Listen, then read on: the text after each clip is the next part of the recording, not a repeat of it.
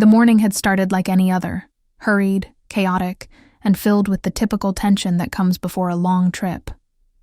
I was running late for my flight to New York, where I was supposed to attend an important business conference. My husband Daniel had kissed me goodbye, his usual charming smile plastered across his face. Everything seemed perfectly normal. The morning had started like any other, hurried, chaotic, and filled with the typical tension that comes before a long trip.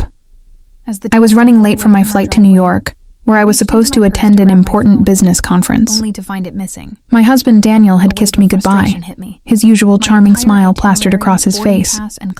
Everything seemed perfectly normal. We had been married for 7 years, and although our marriage wasn't perfect, I still believed in the bond we shared. As the taxi pulled away from our driveway, I reached into my purse to grab my phone, only to find it missing.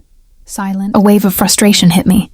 My entire itinerary, boarding pass, and client details were on that phone. Without thinking twice, I asked the driver to turn around and head back home. I remember sighing, thinking it would only take 5 minutes to grab it and leave again.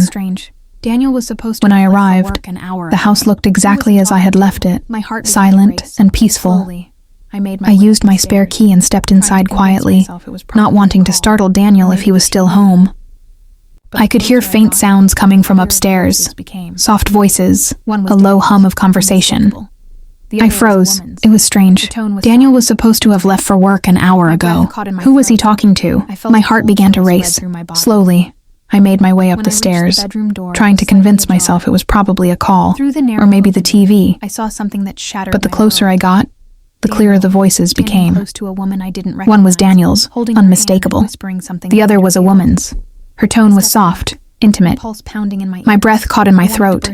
I felt a cold chill spread through my body. When I reached the bedroom door, it was slightly ajar. Through the narrow opening, I saw something that shattered my world. Daniel, standing close to a woman I didn't recognize, holding her hand and whispering something that made her giggle. I stepped back, my pulse pounding in my ears. I wanted to burst in, scream, demand answers.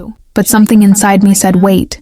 I quickly took out my phone. Yes, there it was, sitting right on the bedside table, and recorded a short clip before they noticed me. The woman turned slightly, and I realized she was wearing one of my robes. My robe. I could barely breathe. I backed away silently, trembling.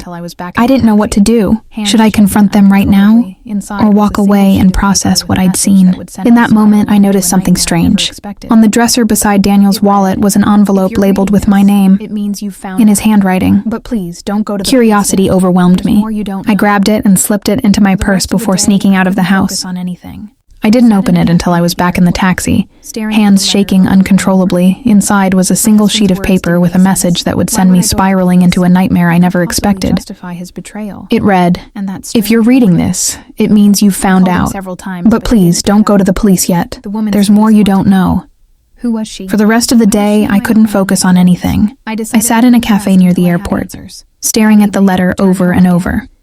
My husband's words didn't make sense. Why would I go to the police? What could possibly justify his betrayal, and that strange warning? I called him several times, but he didn't pick up. The woman's face haunted me. Who was she? Why was she in my home in my clothes? I decided I couldn't rest until I had answers. That evening, I returned home again, pretending nothing had happened. When Daniel arrived later, his expression was calm, but I could sense something off. His eyes darted nervously, his voice slightly trembling when he spoke. Over dinner, I acted casual. "I forgot my phone earlier," I said, watching him closely. He froze for half a second before nodding. "Oh, I didn't even notice you came back," he replied too quickly. His lie hit me like a slap. After dinner, he went to the study, and I quietly slipped into the spare room where he kept old documents and boxes. If there was a secret, I was going to find it. I started searching through drawers, files, and hidden compartments. Hours passed until finally, behind a locked drawer, I discovered something chilling. A stack of papers with government seals and unfamiliar names. There were photos of people, including the woman I saw earlier, along with notes and dates. My hands shook as I flipped through the pages. It looked like some sort of investigation. But why was Daniel involved? They were talking. Then I found a small flash drive labeled Project H.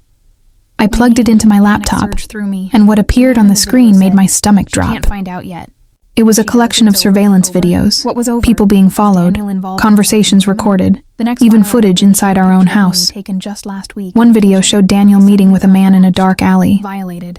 They were talking about the subject, and then I heard my name. My name, panic surged through me. The man in the video said, "She can't find out yet. If she does, it's over. What was over? Was Daniel involved in something criminal? The next file I opened showed a picture of me taken just last week in the kitchen. I suddenly felt watched, violated. Everything clicked. The late night calls, the business trips, the sudden changes in his behavior. I hesitated. My husband wasn't just cheating. He was hiding something much darker. Mrs. Carter, this is That night I couldn't sleep.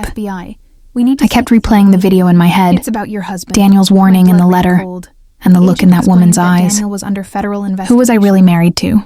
By morning, I knew I had to confront him. His real name was But before I could, my phone buzzed, an unknown number. I hesitated, then answered. A man's voice spoke urgently. "Mrs. Carter, this is Agent Lewis from the FBI. We need to speak with you immediately. It's about your husband." My blood ran cold. The agent explained that Daniel was under federal investigation. He wasn't who he said he was. His real name was David Holloway, a man connected to an underground intelligence network accused of espionage and identity fraud. Everything was normal again. The woman I had seen wasn't his lover, but his partner, another operative working with him. I was in shock. My husband had built an entire life on lies. The FBI asked me to cooperate, explaining that Daniel's disappearance could happen any day. I agreed, providing the letter and files I'd found. He said quietly. That evening when he came home, I pretended everything was normal again. Could say another word. But hidden agents were already watching our house.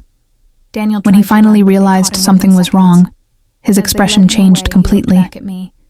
Gone was the loving husband. In his place stood a stranger, cold and dangerous. "You shouldn't have gone back for that phone," he said quietly, his voice low and menacing. Before he could say another word, the FBI burst through the door. Daniel tried to run, but they caught him within seconds. As they led him away, he looked back at me, and for the first time I saw the truth in his eyes. He wasn't sorry. He was relieved it was over. Days later, I learned everything. Daniel had been living under a false identity for years, using our marriage as cover for secret operations. I had unknowingly been part of his double life. The letter he left was his desperate attempt to protect me, or so the FBI said. I often wonder what would have happened if I hadn't forgotten my phone that morning. Maybe I would still be living in that illusion, believing my husband was just another ordinary man. But fate had other plans. I didn't just uncover a betrayal that day.